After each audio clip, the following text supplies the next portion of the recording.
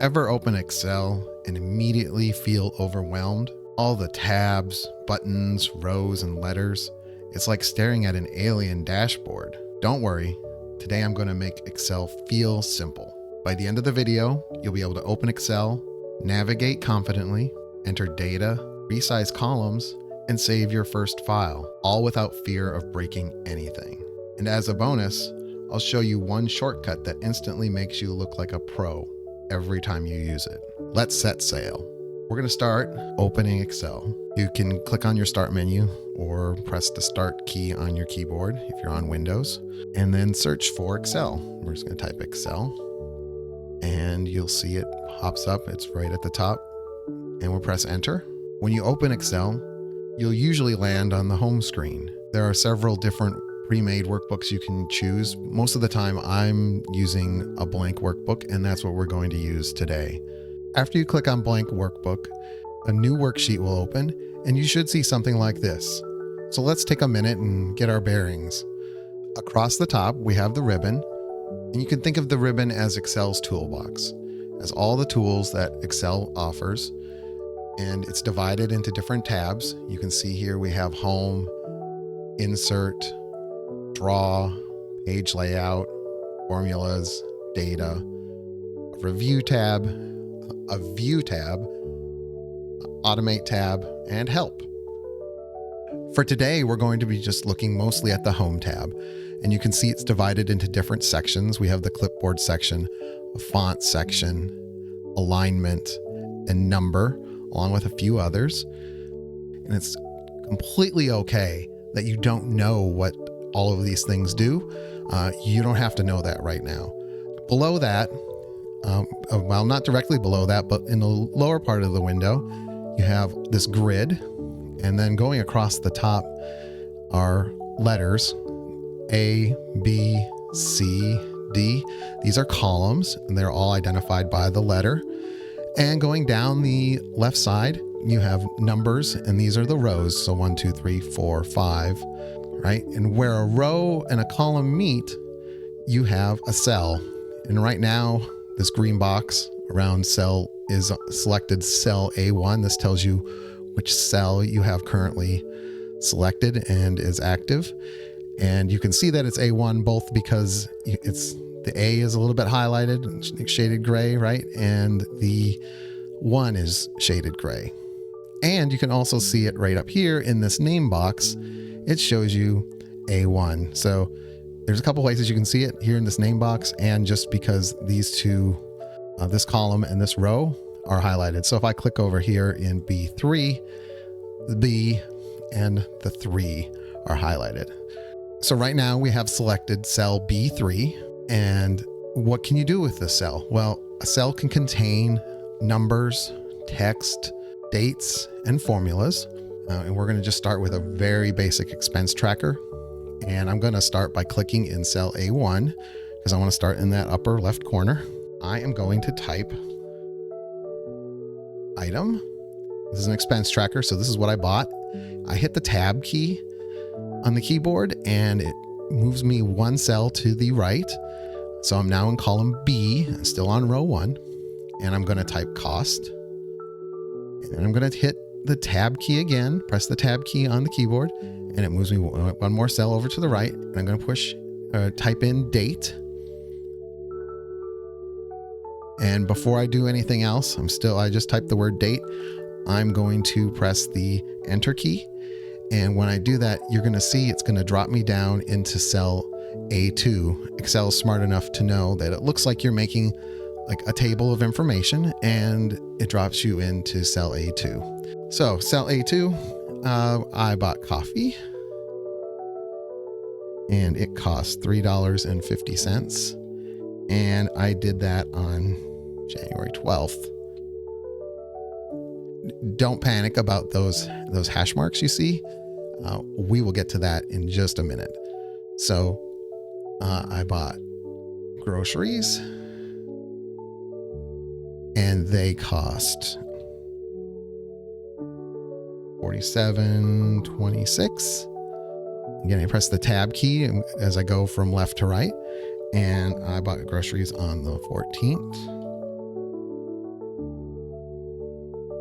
And I'm going to press enter again. It's going to drop me down to the next row. And one more thing, we're going to put in one more expense that we're going to track. Gas, and it was $26.30. And tab over to date and January 15th. So right now you're saying, oh, hey, like I don't see the date that you just typed in, and you don't. But what we can do here is if we go up to where the column headers are, where the letters are, and we go right between them, you'll see that the pointer turns into this double directional arrow, and you can click and hold the left mouse button, and you can drag it to be larger. And we're going to do that maybe to there. You don't have to get it right because you can go back and forth. Nothing is really permanent, and you're not going to break it. And one other really neat thing you can do is if you want it to be exactly the right size for the information that's in the cell, you can, as you have it hovered over here on this double arrow still, right?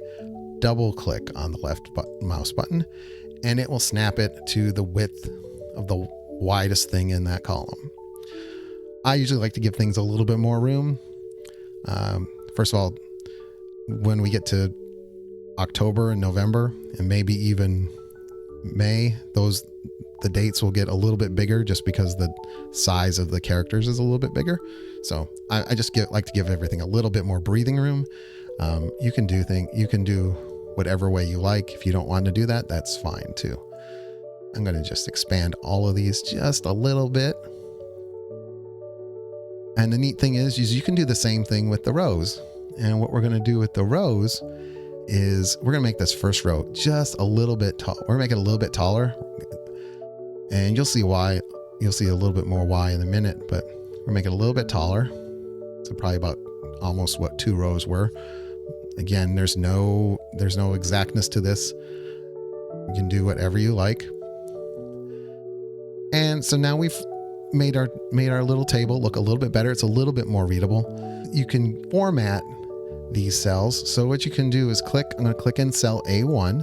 I'm going to click and hold the left mouse button and drag it, and it will select multiple cells. So you can make changes to multiple cells all at the same time.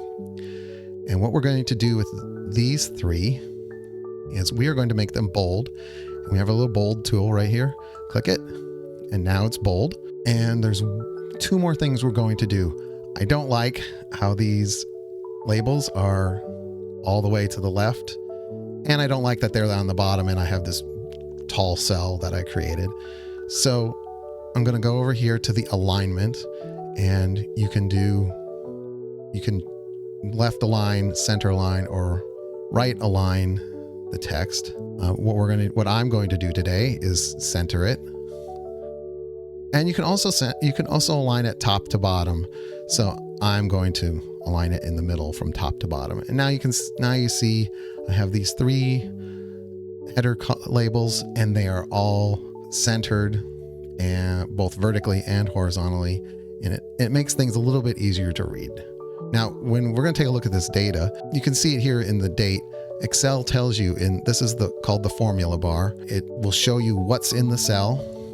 I have C1 selected, and this tells you that we're in C1 over here in the name box, and it tells you exactly what is in the cell itself up here in the formula bar.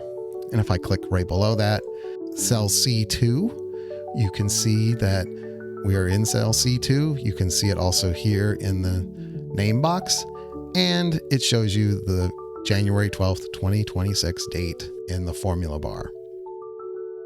If I click on the cost for the coffee, $3.50, it just represents it as 3.5. But usually when we see where you're looking at dollar amounts, you expect 2 digits for the cents. We've typed in 3.5, which is exactly correct. We don't have to do anything different. But what we can do is select these 3 cost cells, and we can go up here to the number section, and there is a number format. You can change this to dollars. And now it represents those 3 values as dollars. You see the dollar sign, and it has 2 digits after the decimal point for the amount, but Excel does not store it as dollars. It knows it's dollars because we just told it it's dollars, but it still keeps it as 3.5 in the cell itself. So the cell says 3.5. We told it, hey, this is dollars, and formatted it that way. So when we are looking at it, we see dollars, but it's still 3.5. If we click in cell B3, you will see that, again, it shows $47.26 down here in the cell, but it's 47.26 up here in the formula bar. And that is really all Excel is. You know how to open it. You know how to create a blank worksheet. You know where the tools are, and you know how some of them work, a few of them at least. You know what the structure of it is with the rows and the columns. Again, we have our A, B, C, our 3 columns that we've used in this worksheet, and our rows each with different items or our special header row so that we know what each of these things actually means. The one last thing that we are going to cover today is saving. And to do that, you can click on the Save button. And I'm just going to save it to my OneDrive.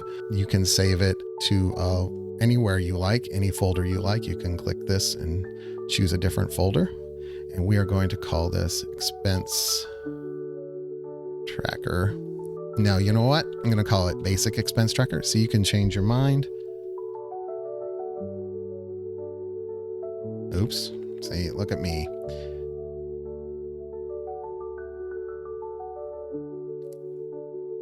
And then I'm going to click Save. And now it's saved. And it shows you the name of the file. Because I saved it to my OneDrive, it automatically will save the file and puts autosave on. You don't have to have that on. But the one thing that you will want to do is save often. And so you can just click this disk icon and it will save it at any time.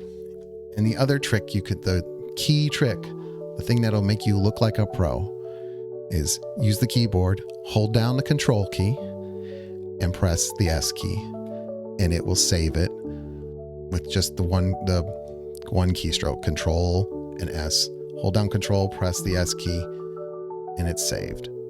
So that's our basic expense tracker, and that's it. You've just mastered the 5 essentials for getting started in Excel. From here, everything you build uses these fundamentals. So until next time, I wish you smooth sailing.